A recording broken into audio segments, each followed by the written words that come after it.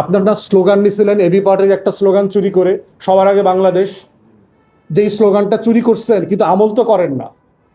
আমরা দল ছোট হইলেও কিন্তু আমাদের স্লোগানের উপর কিন্তু আমরা আমল করতেছি, সবার আগে বাংলাদেশ।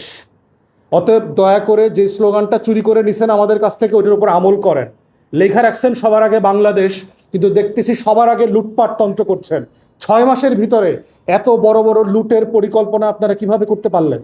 গণ অভ্যুত্থানে রক্ত ভুলে গেলেন, শত শত শহীদদের আত্মত্যাগ ভুলে গেলেন।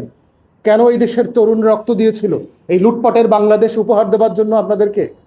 এরপরে দেখেন সম্প্রতি ভুতুরে বিল যে পরিমাণ আসছে, জ্বালানি মন্ত্রী বললেন আমরা লোক পাঠাইছি, গিয়ে দেখি এতগুলো ফ্রিজ, এতগুলো টিভি, ওভেন ব্যবহার করে, তো বিল আসবো না 7,000 টাকা? আপনি ইনভেস্টিগেশন করছেন? এটা আপনার কাজ? এক জায়গাতে একটা কোম্পানি, কেউ একজন বললো আমার বিল বেশি আসছে, একটা লোক পাঠাই দিলেন। আপনি তো একটা তদন্ত কমিটি করবেন। জ্বালানি মন্ত্রণালয়ের আবার দুঃসাহস দেখেন, উল্টাপাল্টা নিউজ করলে খবর করে দিবে, এরকম আবার মেসেজও দিয়ে দিছিল অনলাইনে। তাহলে আমরা দাবি করছি আপনি একটা তদন্ত কমিটি করেন, যারা বিশেষজ্ঞ আছে তাদেরকে নিয়ে বসেন। ইতিমধ্যে আমরা যেটা জানতে পারছি, মিটারের সাথে জড়িত যারা ইঞ্জিনিয়াররা আছেন তারা বলছেন ইন্ডিয়ান মিটার দিয়ে আওয়ামী লীগ মার্কেট ফ্লাট করে দিয়েছে। দেশের 80% মিটার হচ্ছে খুবই লো কোয়ালিটির ইন্ডিয়ান মিটার, এবং এগুলো বসানোর পর থেকেই এই ভুতুরে বিল বেশি আসতেছে।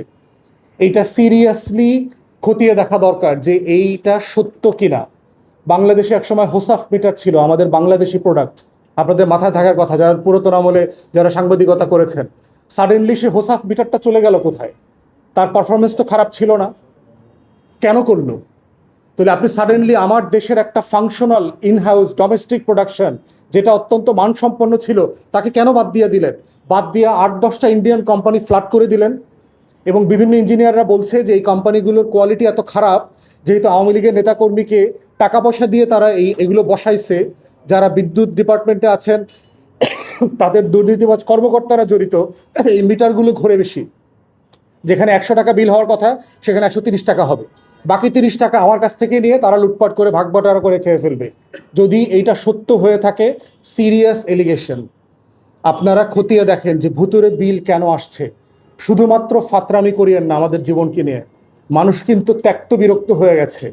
দেশের অর্থনীতির অবস্থা ভালো না, এমপ্লয়মেন্ট নাই, দেশের মানুষের ক্ষোভ কিন্তু বয়লিং পয়েন্টে চলে যাচ্ছে।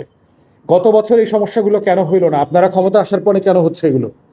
এগুলো খতিয়ে দেখার বিষয় আছে।